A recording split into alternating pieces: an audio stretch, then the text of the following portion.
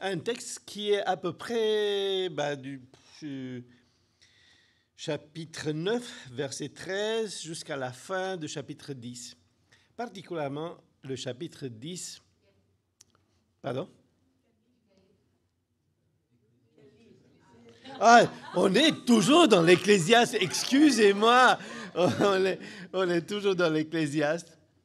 Dernièrement, c'est cette série que nous faisons de ce livre d'Ecclésiaste. Merci de m'avoir rappelé, d'annoncer qu'on est toujours dans le livre d'Ecclésiaste et qu'on étudie maintenant, donc particulièrement chapitre 10, mais auquel on a rajouté la fin du chapitre 9, qui est complètement différent de la première partie du chapitre 9, donc qui va mieux au chapitre 10 et qui aide le chapitre 10 à comprendre, à relever.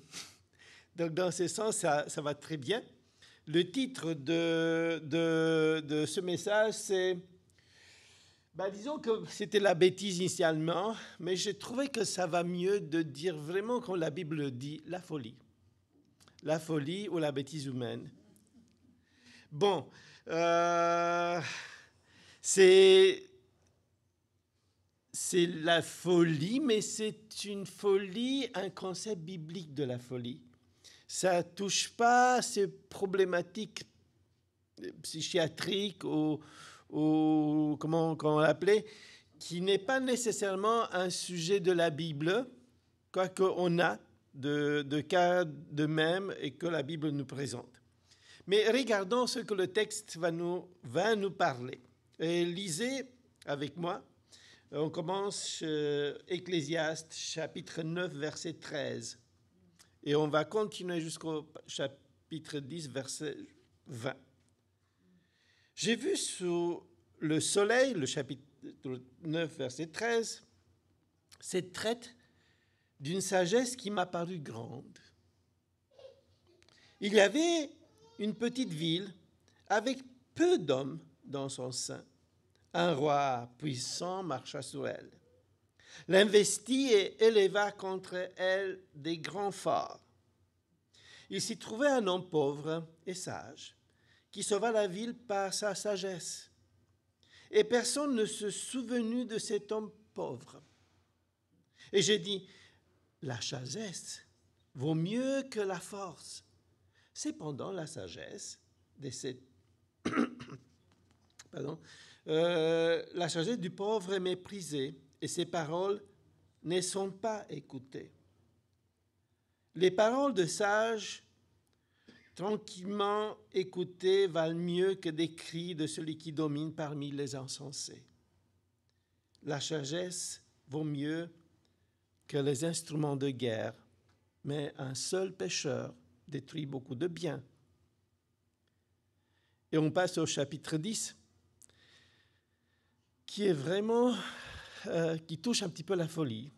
Je pourrais même dire que quand j'ai pensé à la folie, je me suis rendu compte que c'était la folie, je me suis rappelé qu'il y avait, à l'époque de la Renaissance et de l'humanisme, un grand humaniste, hélas, de Rotterdam, qui a écrit un livre, Éloge de la folie.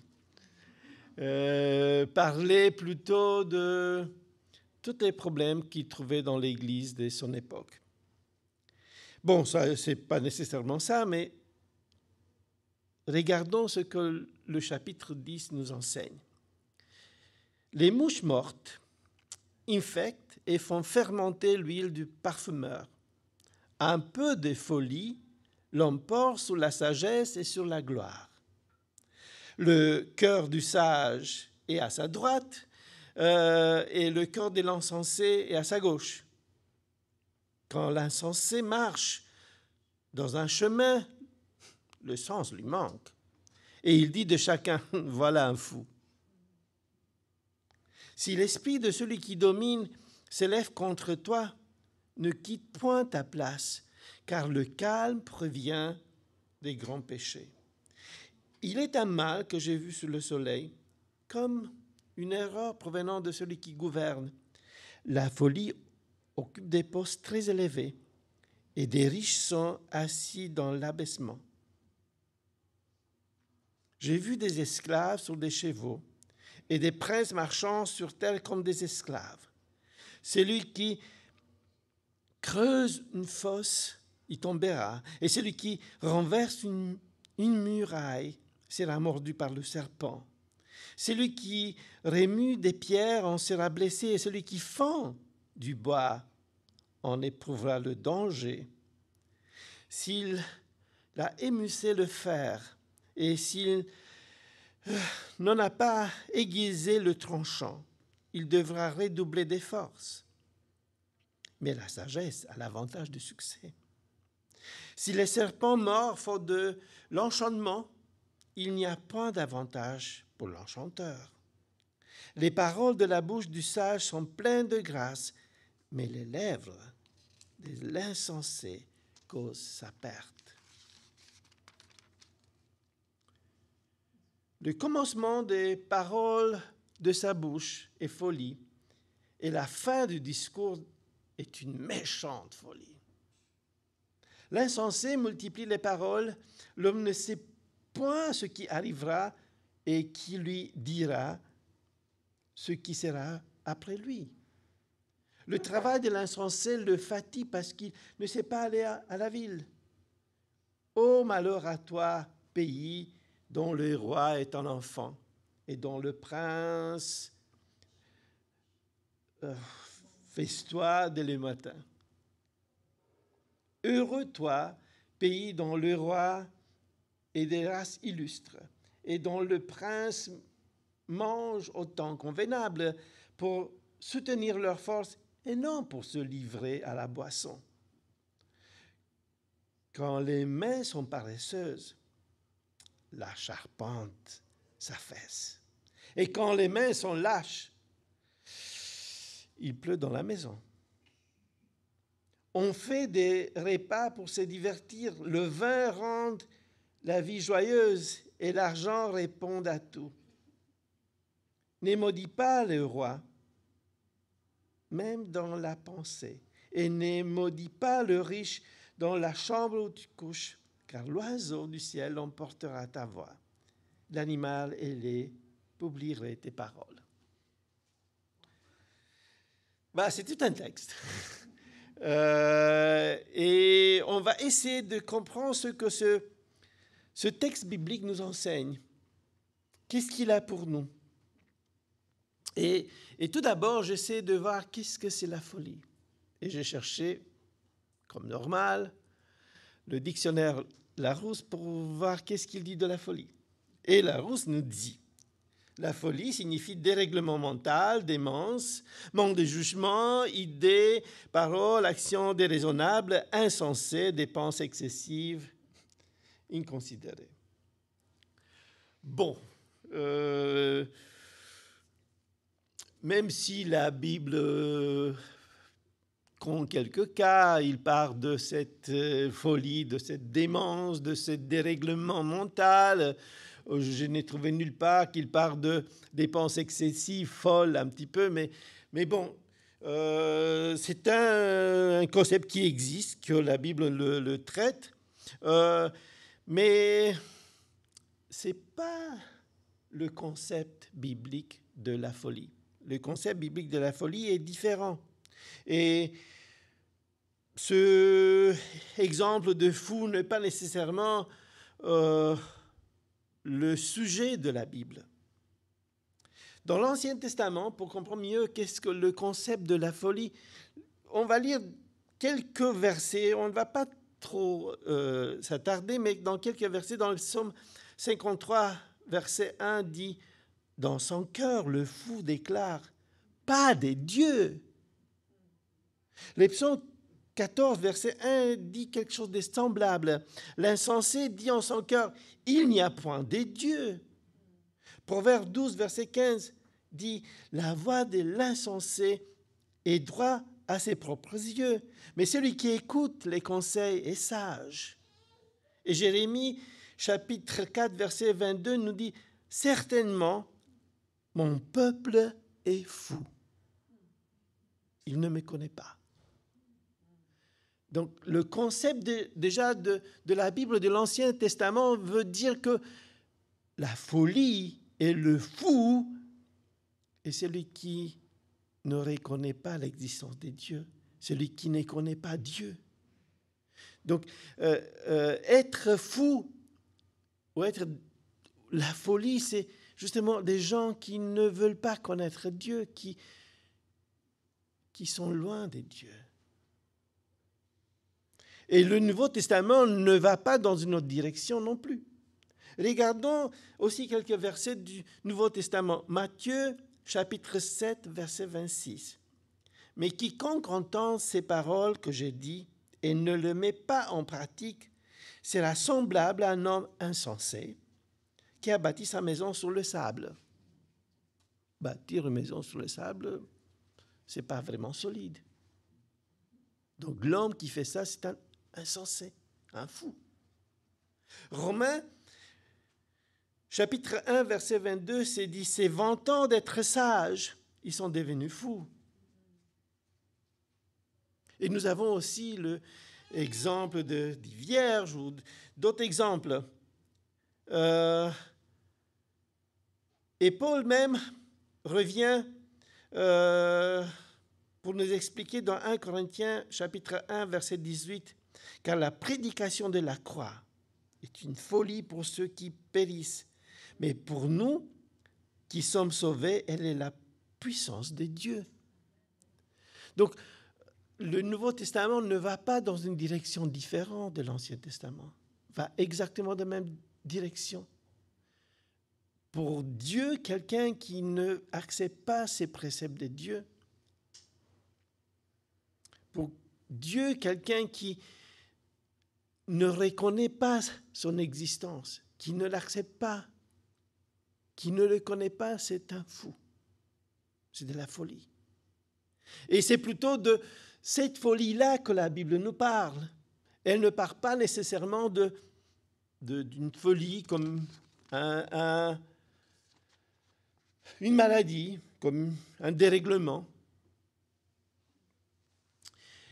Il y a quand même un exemple que je me rappelle très bien, que vous la connaissez tous, de quelqu'un qui a apparemment fait le fou. C'est David, dans la ville de Gath. C'est dans 1 Samuel, chapitre 21, lisez le verset 14 si vous voulez. Il dit n'importe quoi, il fait des gestes des fous, c'est juste parce qu'il veut sauver sa peau. Alors, disons qu'il n'est pas nécessairement fou, mais il fait le fou parce qu'il veut que le roi de Gath le laisse tranquille. Il le considère, il a perdu la raison. Mais ce n'est pas nécessairement un sujet de la Bible. Et disons que le fait qu'on sait que David fait le fou, c'est que tout le monde connaît comment le fou réagit. Alors pour le roi de Gath, pour les Philistins, pour les autres, ils savaient que celui-là, il a un problème. Mais bon, dans la Bible, le plus souvent, la folie s'oppose à la sagesse. Comme dans le texte que nous venons d'étudier tout à l'heure avec Mario. C'est cette sagesse-là, n'est-ce pas? La sagesse qui est un concept qui est opposé à la folie. Être sage, c'est connaître Dieu. Être sage, c'est avoir Dieu. C'est être rempli de Saint-Esprit, être un homme qui connaît la divinité. Le mot que dans l'Ancien Testament, en hébreu, on utilise pour la sagesse, c'est Okma. Quand j'étais étudiant à Vaux-sur-Seine en France, à la faculté de théologie, la revue que les théologiens avaient en France, qu'ils utilisaient et en laquelle on écrivait, ça s'appelait Okma. Ça s'appelle toujours Okma. C'est une revue de théologie. C'est un livre de sagesse. Voilà, c'est... parfois, la sagesse, cette Okma, on la personnalise.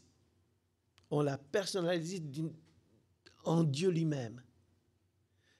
La sagesse est Dieu lui-même. C'est comme une sorte de personnification de la sagesse. C'est Dieu qui est la sagesse. On a la sagesse, on a la connaissance de Dieu. On respecte ses principes. C'est ça la sagesse. Disons, il y a des livres qui sont plutôt des livres de sagesse, comme c'est le livre d'Ecclésiaste, comme c'est le livre de Proverbes. C'est des livres de sagesse. Mais c'est une sagesse qui vient des dieux, qui est différente de la philosophie grecque, disons, qui a été écrite à peu près même période.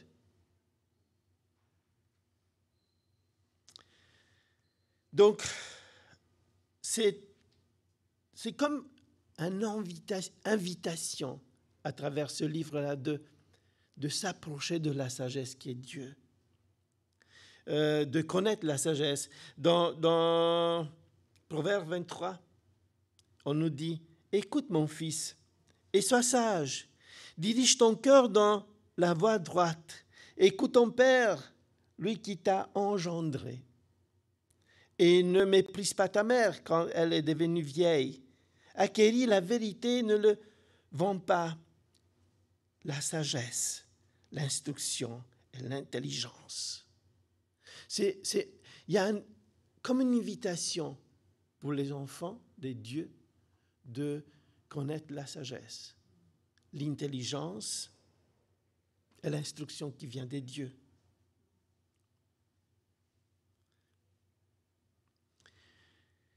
C'est justement une manière de Dieu de nous enseigner. Mon fils, si ton cœur est sage, mon cœur à moi sera dans la joie. Mes entrailles seront émues d'allégresse. Quand tes lèvres diront ce qui est droit. Continue toujours dans les psaumes 23. C'est très beau parce qu'il nous explique un petit peu, d'une certaine manière, combien la sagesse est importante et comme la sagesse fait du bien à la famille, et que Dieu est content.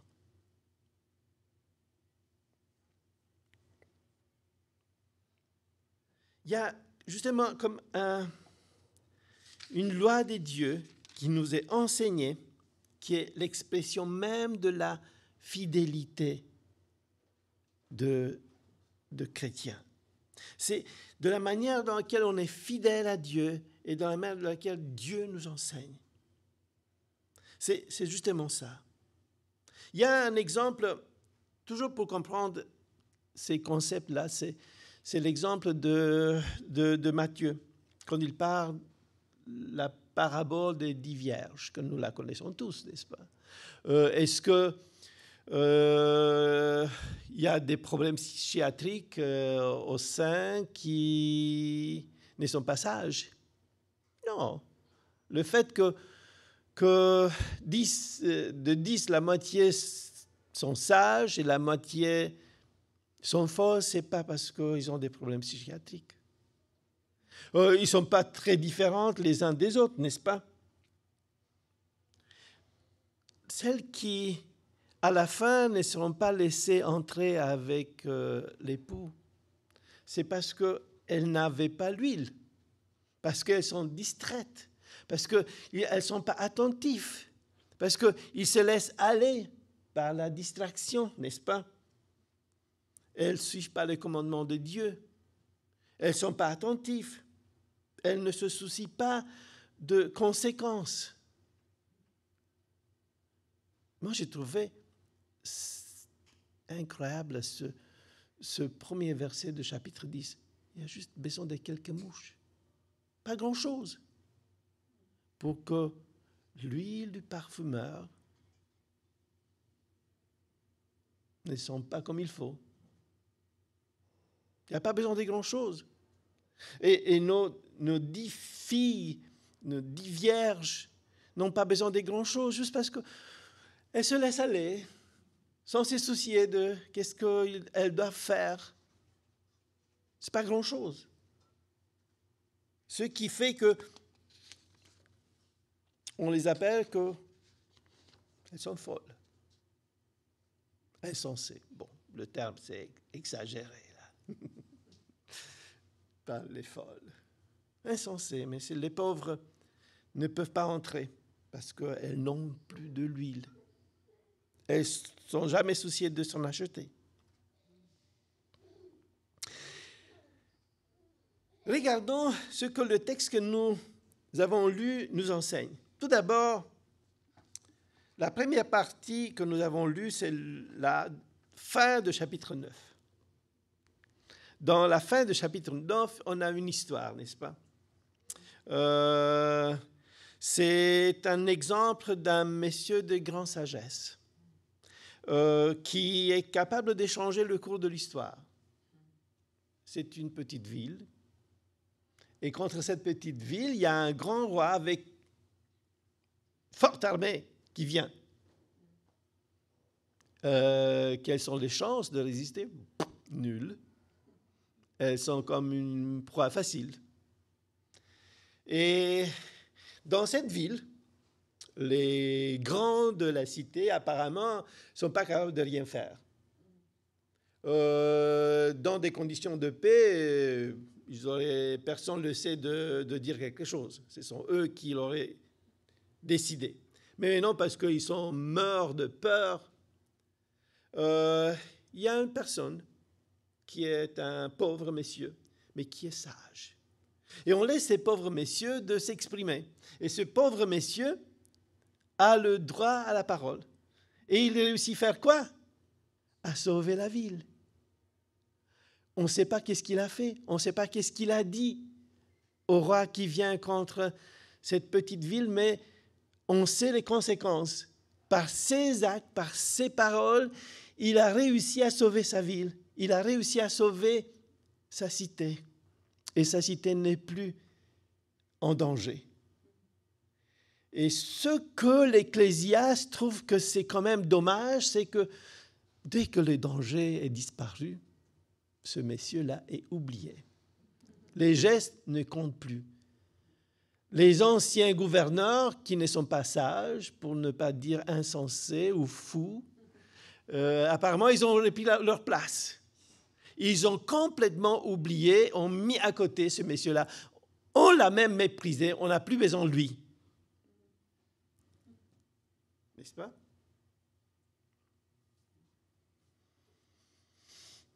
Ce qui est triste, c'est que la sagesse est méprisée et ses paroles ne sont pas écoutées, nous dit le verset. N'est-ce pas?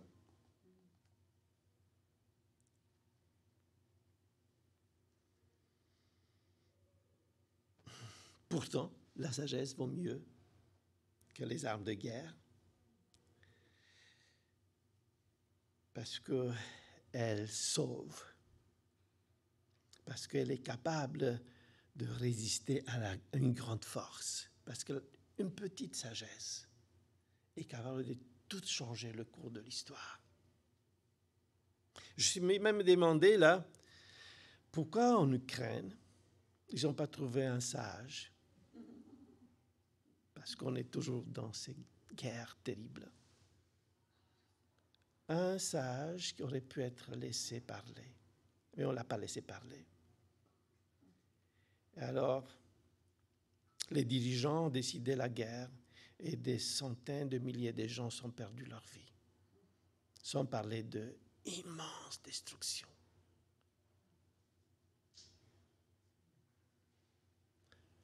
Mais l'exemple de la Bible nous parle d'un simple homme pauvre qui réussit à sauver sa ville, insignifiant devant l'armée du grand roi et puissant roi.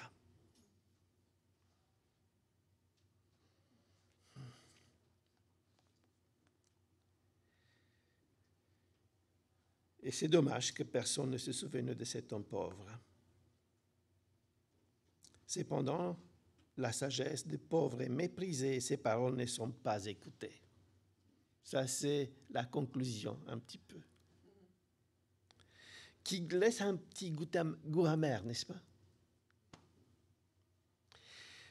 Passons au enseignement que nous recevons dans le 10e chapitre. Et on va voir au début, ça me donnait l'impression que ça donne quelques caractéristiques de la folie comme concept biblique. pas de la folie comme telle qu'il y a comme maladie.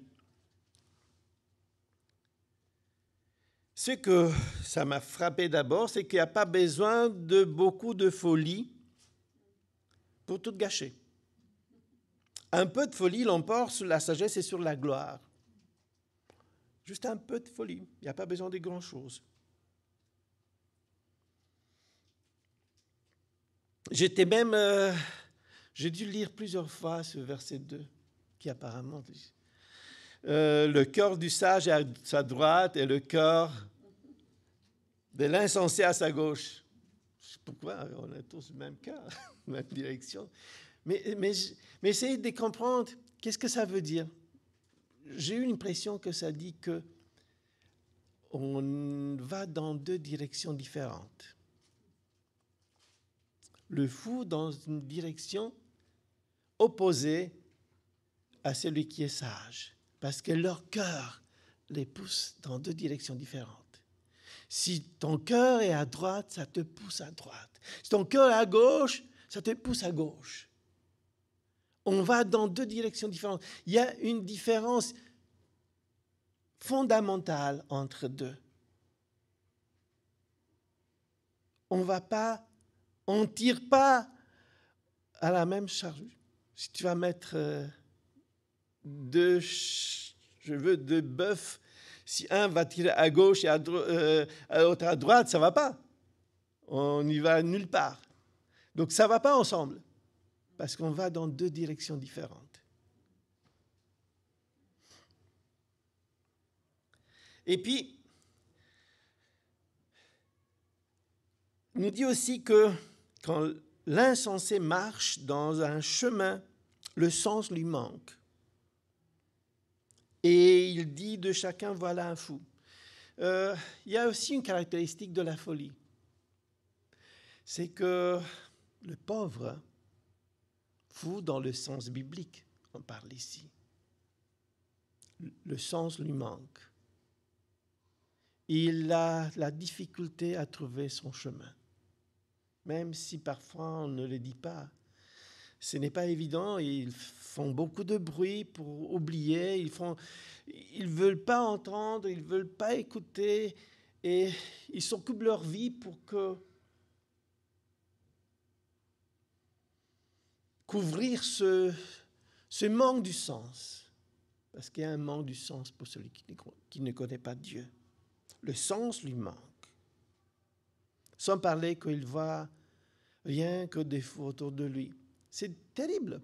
Déjà que ton sens te manque, tu ne sais pas où aller, mais tu ne peux pas demander à personne, parce qu'autour de toi, il n'y a que de gens insensés qui ne peuvent pas te guider. Il n'y a pas de guide, parce que tu ne reconnais pas dans les autres des gens capables à te guider. Ils voient des fous. Il dit de chacun, voilà un fou. Comment c'est guider? Comment s'entraider si on n'a pas confiance? Moi, je trouvais que c'est assez triste comme explication de ce qui est la folie selon la Bible, comme précepte des dieux. Des gens qui ont cette difficulté à trouver leur chemin.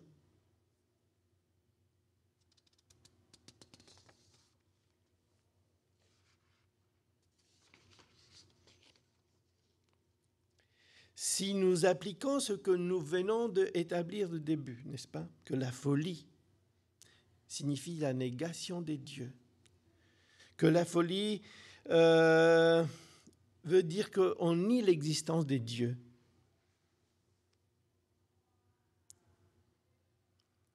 On n'a pas besoin de grand-chose pour être perdu.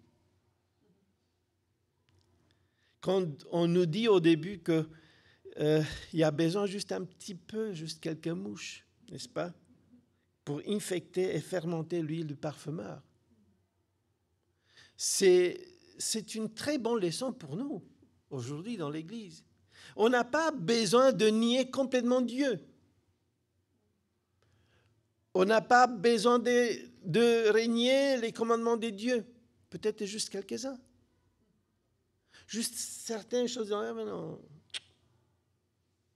Un petit de folie suffit pour se perdre. Pas besoin de beaucoup.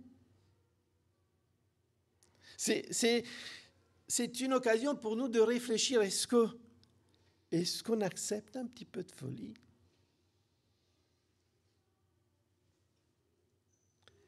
Un peu de folie l'importe sur la sagesse et sur la gloire. Nous voudrions tous arriver dans la gloire. C'est notre objectif, n'est-ce pas, la gloire de Dieu. Et un peu de folie, c'est une leçon pour nous aujourd'hui. Ce n'est pas juste des histoires écrites il y a 3000 ans. C'est qu'il y a quelque chose qui est tellement symbolique et important pour nous aujourd'hui. Un peu, pas beaucoup, peut l'emporter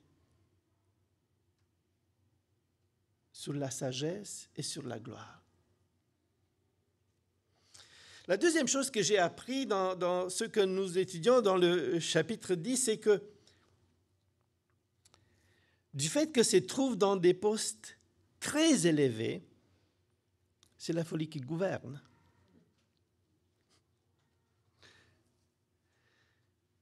Il y a un mal, dit verset 5, que j'ai vu sur le soleil, comme une erreur provenant de celui qui gouverne.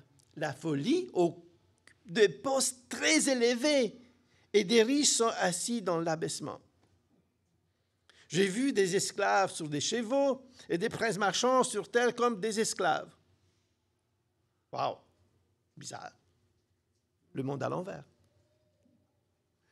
On voit tout simplement dans ce qu'on a ici, c'est que c'est triste, mais là, dans les postes élevés, se trouve plutôt la folie. Et que c'est comme l'erreur de celui qui gouverne, de mettre des insensés dans les postes très élevés. Ah, ça te donne à penser, n'est-ce pas, avec qui on vote. On essaie toujours de voter avec le moins pire. Et c'est vraiment pas drôle. J'ai trouvé que c'est pas drôle quand j'ai lu tout ça. Là. C'est que voilà, il y a 3000 ans, ils savaient toutes les choses. Il y a même, on continue comme deuxième partie de cette réflexion à la fin. On nous dit, malheur à toi, pays dont le roi est un enfant et dont le prince fais-toi de les manger. Ce n'est pas le bon mot, parce qu'on peut manger, c'est pas grave, c'est très bien, c'est bien pour l'organisme, mais c'est fais-toi de matin, c'est qu'il se soucie de rien. Il y a de l'alcool, il y a de la fête, il y a de manque de soucis, il y a tout ça. Et malheur à toi, parce que le roi est incapable de gouverner. Qu'il est enfant, ou qu'il est incapable, ou qu'il est... Donc il n'est pas capable, celui-là. Et comme contraire, il dit, heureux à toi, pays dont le roi est de race illustre, et dont les princes mangent au temps convenable, pour soutenir leur force, et non pour se livrer à la boisson. Quand le roi est incapable, ses agents, ses princes, ses chefs, ses serviteurs, ils font la fête dès le matin. Ils ne se soucient de rien du tout. Et le pays va de mal en pire. C'est toujours dans ce sens-là de la gouvernance.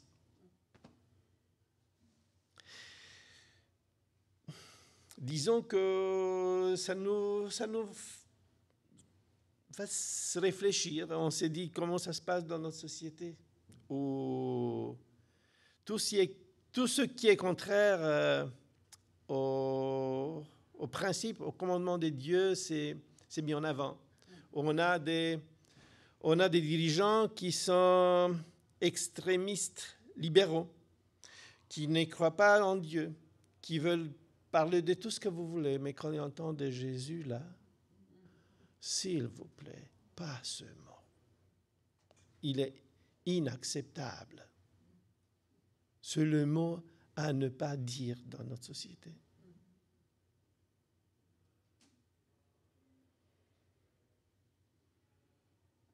Bon, je ne veux pas entrer dans les détails. On connaît tous de quoi je parle. Mais ça montre un petit peu cette réflexion sur la société qui m'a fait vraiment réfléchir. Comment ça se fait que ce roi le plus puissant, le plus intelligent de l'Antiquité, mais qui est quand même parmi les rois pacifiques, parce qu'il y a des rois guerriers qui, on les considère plus grands que lui. Mais lui, c'est un roi pacifique qui réussit à aider son pays à se relever, à grandir, à être bien économiquement, spirituellement.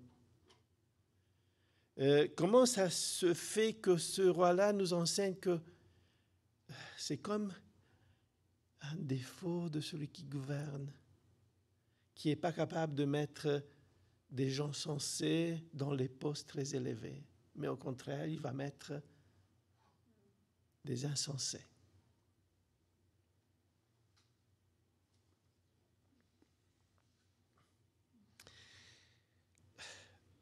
Passons à un autre sujet que le chapitre 10 nous enseigne. C'est les dégâts de la folie. En plein milieu, disons que à partir du verset 8, je dirais jusqu'au verset 18.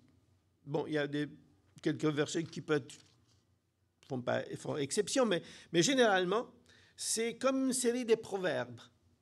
Il y a toutes sortes de proverbes qui nous montrent un petit peu les dégâts de la folie.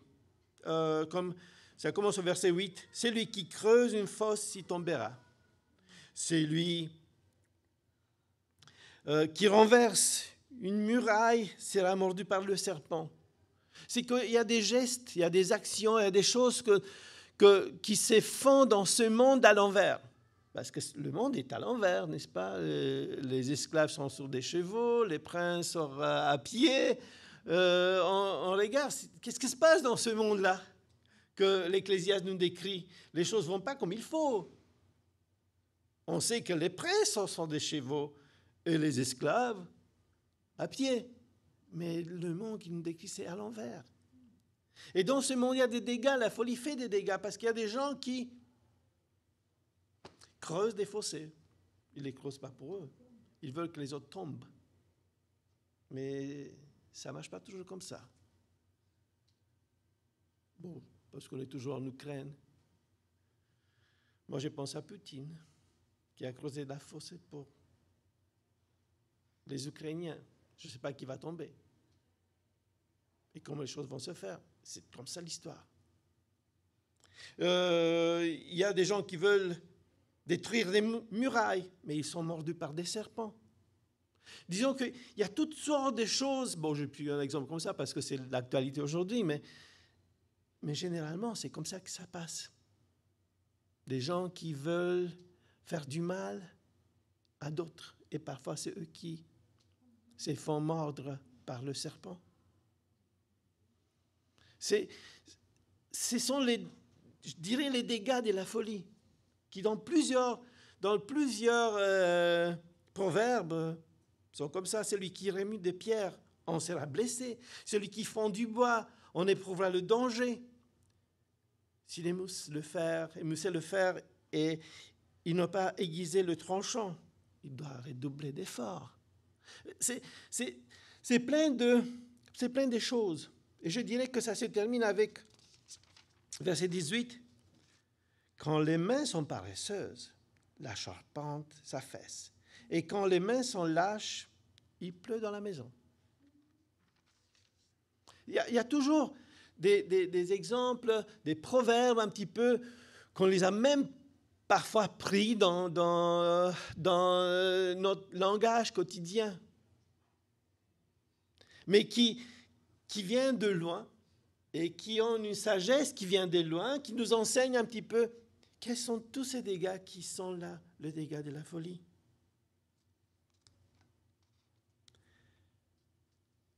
Les paroles de la bouche du sage sont pleines de grâce, mais les lèvres de l'insensé causent sa perte.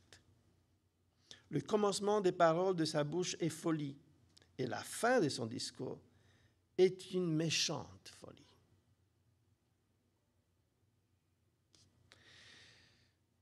Je dirais que voilà, il y a toutes sortes de dégâts qui vont jusqu'à dire que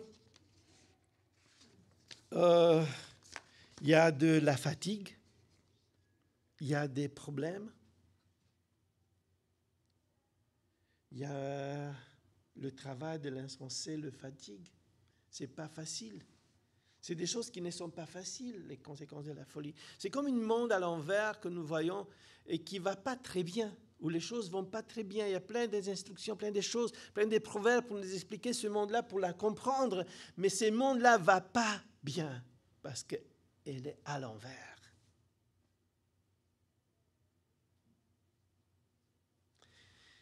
Et puis je dirais, le temps est là, je suis arrivé là où il faut. On a quelques instructions pour nous-mêmes. Comment réagir et comment vivre dans ce monde à l'envers? Monde qui n'est pas facile. Et ça, le chapitre 10 se termine « Ne maudis pas le roi ». Même dans la pensée, ne maudis pas le roi. Ne maudis pas le riche dans la chambre où tu te couches. Car l'oiseau du ciel emporta ta... L'oiseau du ciel. Qu'est-ce qu'il a, l'oiseau du ciel, pour emporter ma voix? Bon, bien sûr. Mais ce que tu penses, ce que tu dis, ça pourrait arriver à l'oreille de celui qui est en charge, celui qui est l'agent de celui qui gouverne. Et il dit, la meilleure des choses, c'est de même pas penser le malheur. Est-ce qu'on est appelé pour maudire? On est appelé pour bénir. On est appelé pour prier. On est appelé pour prier pour celui qui nous gouverne. Même si nous savons de ce texte-là que dans les postes très élevés ne sont pas les sages. On le souhaite que ça soit des sages. Mais c'est que, voilà, Dieu nous enseigne de ne pas maudire, de ne pas penser de mal et d'avoir une bonne pensée envers les autres, n'est-ce pas? On est appelé à prier pour eux. On est appelé à bénir et non pas à maudire. Et puis je veux mettre aussi en évidence particulièrement le verset 4. Si l'esprit de celui qui domine s'élève contre toi, ne quitte point ta place, car le calme provient des grands péchés. Qu'est-ce qu'il nous dit? Restez calme. Gardez votre sang-froid.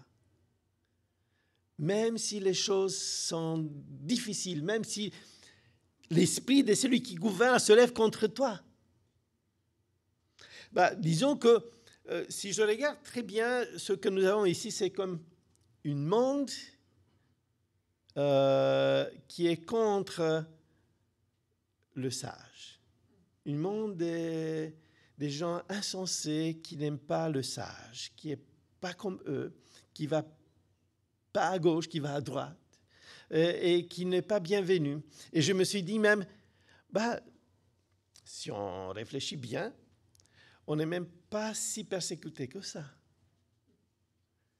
Parce que si on réfléchit bien, il y a beaucoup de gens qui ne nous aiment pas, pour ne dire autre chose, qui ne apprécient pas notre existence. Et si nous existons ici, ce n'est pas parce que les gens qui habitent ce monde à l'envers nous aiment, c'est parce qu'on a un Dieu qui est puissant. qui nous garde, qui nous a envoyés comment? Comme des brebis au milieu de loups. Ah, c'est très explicite là. Quelle chance a le brebis au milieu du loup? Zéro, c'est à dire beaucoup. Il n'y a pas de chance pour le brebis au milieu du loup. Et pourtant, les loups sont là pour se guerrier entre eux et les moutons survivent. Parce qu'il y a quelqu'un qui garde sa main sur eux. Et le verset 4 nous dit, si des choses peuvent arriver, que l'esprit du dominant, du méchant se lève contre toi, garde ton calme. Ah, c'est pas évident de garder son calme. C'est vraiment pas évident de garder son calme quand il y a tout un esprit méchant qui se lève contre toi. Et pourtant, c'est ça que le verset 4 nous enseigne. C'est une magnifique instruction que malgré tous ces chapitres 10 où on a éloge de la folie, on nous dit, et vous restez calme, restez tranquille, je suis là, j'ai vaincu. J'ai déjà vaincu. Et j'ai même pensé que la première partie, la fin de chapitre 9, ce monsieur pauvre et sage représente en effet notre Sauveur Jésus-Christ. Il était sage, il est venu ici sans avoir pouvoir, ni argent, ni rien.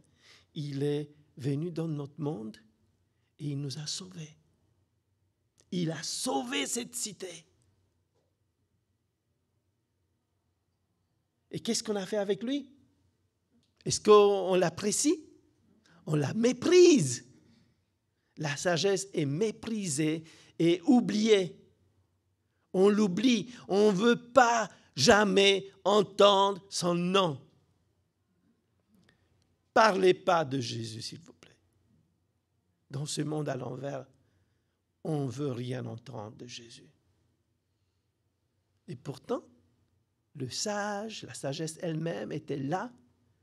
Elle a fait le geste essentiel pour notre salut et a sauvé sa ville.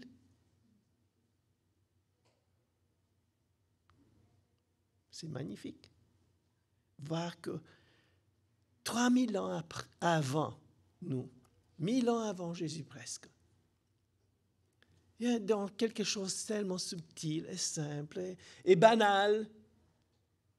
La Bible nous parle qu'il y a un monsieur pauvre, mais sage, sans pouvoir, mais juste avec la sagesse, réussit à arrêter